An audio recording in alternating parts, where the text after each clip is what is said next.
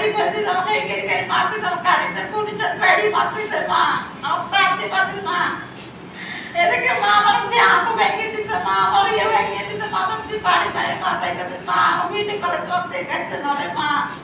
লিবিয়ায় অপহরণের শিকার ওয়াসিম আলী নামে প্রবাসী যুবককে নির্যাতন করে 20 লাখ টাকা মুক্তিপণ চাওয়ার অভিযোগ উঠেছে। ওয়াসিম রাজশাহীর দুর্গাপুর উপজেলার সাইবার গ্রামের সাত্তার আলীর ছেলে। ছেলেকে ফিরে পেতে বৃহস্পতিবার রাজশাহী সাংবাদিক ইউনিয়নে সংবাদ সম্মেলন করেছেন ভুক্তভোগীর পরিবার। সংবাদ সম্মেলনে কান্নাজড়িত কণ্ঠে ওয়াসিমের মা পেমালা বেগম জানান, পরিবারের আর্থিক অবস্থা ভালো না থাকায় আমার ছেলে 1 বছর আগে আমাদের গ্রামে মিলনের মাধ্যমে 4,10,000 টাকা দিয়ে লিবিয়ায় যায়। সেখানে হাসপাতালে পরিচ্ছন্নতা কর্মীর কাজ নাই। 3 মাস সেখানে কাজ করার পর লিবিয়া প্রবাসী চাচাতো ভাইয়ের ছেলে ইসমাইল সেখান থেকে তাকে ইতালিতে আরো ভালো কাজ দেওয়ার কথা বলে নিয়ে যায়। সেখানে যাওয়ার পর থেকে ছেলের সাথে কোনো রকম যোগাযোগ করতে পারছিলাম না। প্রায় 15 দিন পর ছেলে ফোন দিয়ে বলে, মা আমাকে বাঁচাও, এরা আমাকে মেরে ফেলবে, আমাকে জিম্মি করে রেখেছে।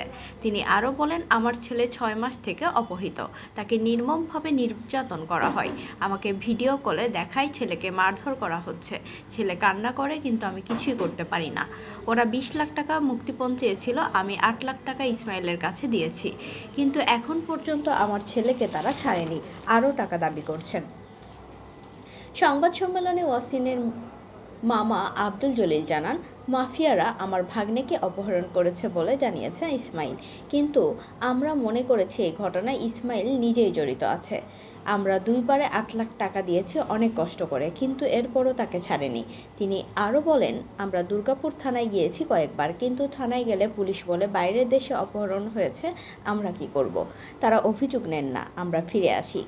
সংবাদ সম্মেলনে লিবিয়ায় নির্যাতনের শিকার ওয়াসিমকে দেশে ফিরিয়ে আনতে সংশ্লিষ্ট কর্তৃপক্ষের দৃষ্টি আকর্ষণ করে তার পরিবার এবং ইসমাইল ও নির্যাতনের সঙ্গে সম্পৃক্ত ব্যক্তিদের আইনের আওতায় এনে দৃষ্টান্তমূলক শাস্তির দাবি জানান তারা।